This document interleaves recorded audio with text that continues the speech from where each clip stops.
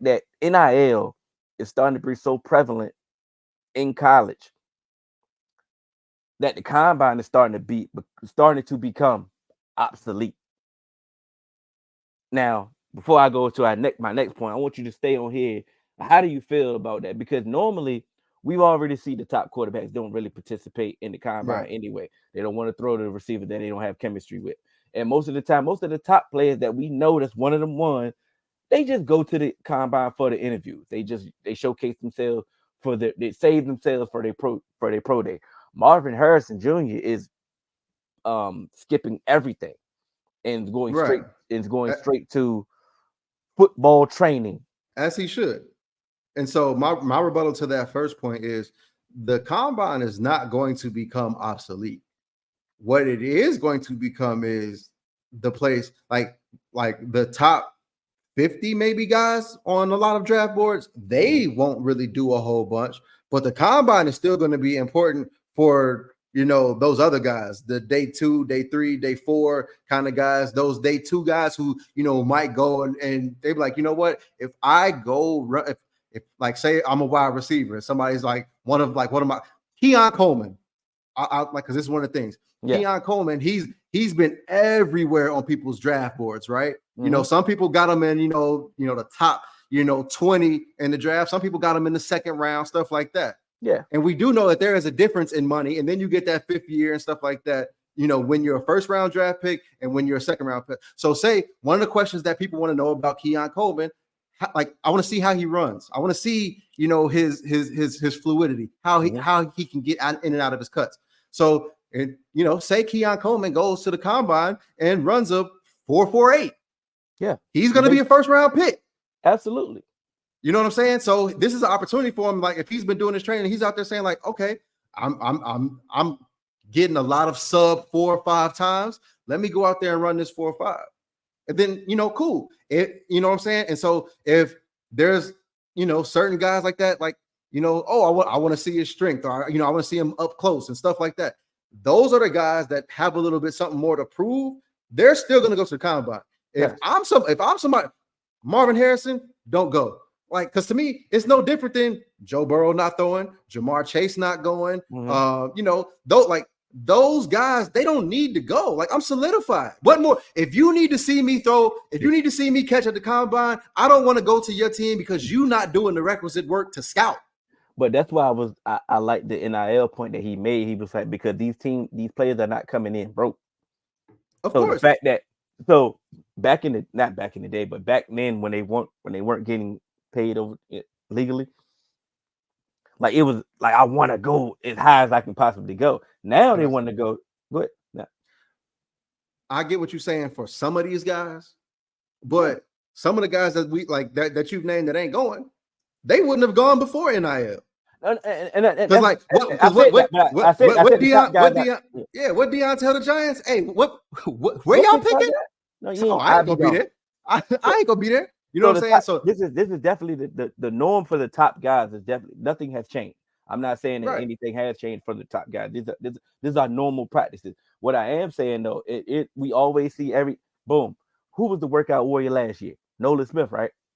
Mm-hmm. Boom. He ended up getting drafted. Everybody loved him. He was, first off, he made himself some money. He didn't go where he was projected, hype was, but he ended up making himself some money. Yeah, he still win the first round, and that's what you. To me, that's where you want that first round. So for example, like Marvin Harris can be like, "Hey, look, bro, I really don't care if I go to the Patriots at 3 or I fall all the way to 9 to the Bears." You feel what I'm saying? Like, because the money isn't really important. The fit in the system or the way I go is way more important than me just getting to the league. Right, but that's my point. Like, that's the NIL factor.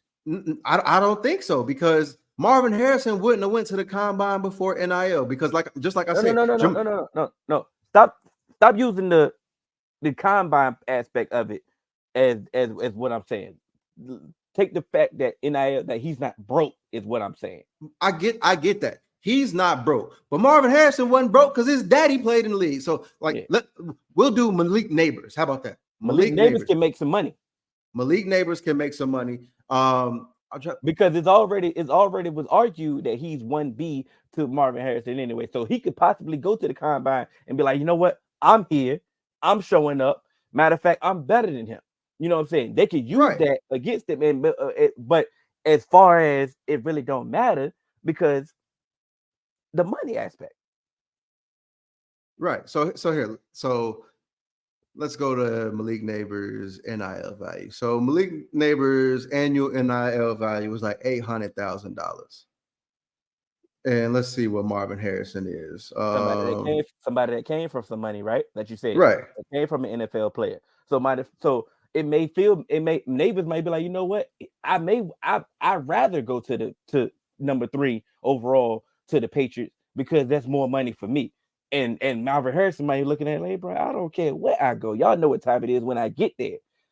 That's different aspects of people that's not looking at it though. I kind of get what you're saying, but even like let's take it as if Marvin Harrison still has like, I think I just looked it up. It's like $1.3 million NIL deal. Malik Neighbors got 800,000. Mm-hmm. Even if Marvin Harrison wasn't Marvin Harrison's son and he didn't come from money, Marvin Harrison still don't gotta go to the combine, and Malik Neighbors, he doesn't have to go to the combine either, because guess what? Y'all know, y'all know who I am. This don't have nothing to do with NIL in my mind, because it's one of those things like, I'm like, the scouts are already telling me I might not make it out the top 10. Yeah. What I need to go run for? Absolutely. It's the same thing with these quarterbacks. These quarterbacks is like JJ McCarthy gonna throw. You know why? Because guess what? We need to see JJ McCarthy throw. And guess what? People like JJ McCarthy can solidify themselves. Because people saying, oh, JJ McCarthy, he's a top 10 quarterback, this is and that.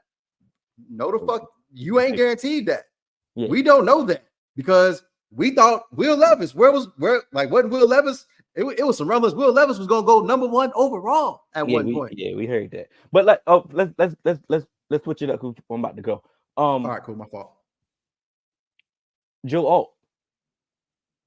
Joe Alt put number 1s on everybody's. I mean, on a lot of people's board. Number 1 left tackle in the board. What is it? Arius or Darius? Amarius Mims. Amarius Mims.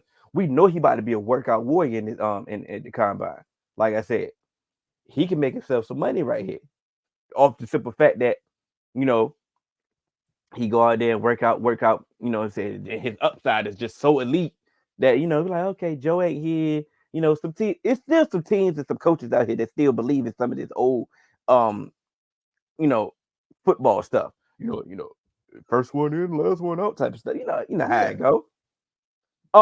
But the fact that the part that I wanted to say about relevancy when it comes to the combine, if they change it, some things that they're trying to do is like they're trying to move it to different places. They're trying to have it like a tour. Now that's the part that's going to make it irrelevant, because at the end of the day, now you're making it more than, you're making it a show. Exactly, more than what it is. And like I said, if you're using it as what it needs to be, like you said, it still could be about the medicals. It still could be about your measurables and all that. You can still get the numbers and the stuff that you need done there. You can use the media and the media can do all the spectacle stuff. You don't have to move it to LA to make it a spectacle. Like I said, they televise the combine, bro. Like, but somebody's going to watch the combine more than they watch the NBA game. Yeah, and here's my thing about the combine. You hear a lot of like former NFL players, a lot of former NFL front office people and stuff like that. They say Indianapolis is actually perfect for the combine. It's like specifically built for the combine. Like, and it's like they actually do things. So once they start moving it, it's going, like, again, it's going to be a sideshow. And then that's where shit is going to get, get tricky, and then people aren't going to take the combine that serious, and then guys are like, man, fuck it, I'm gonna just go to my pro day. And that's when once money starts getting involved, money definitely is the root of all evil. Start ruining things, so we can see some things happen. Like I say, I'm excited about the combine. This is one of our favorite times of the year. We could have put our scout eye on, but I just wanted to take that aspect of it and just talk about something different as far as, who are you excited to see at the combine? I'm ready to see Roma Duzier run. Like, of course you're ready to see like, you know,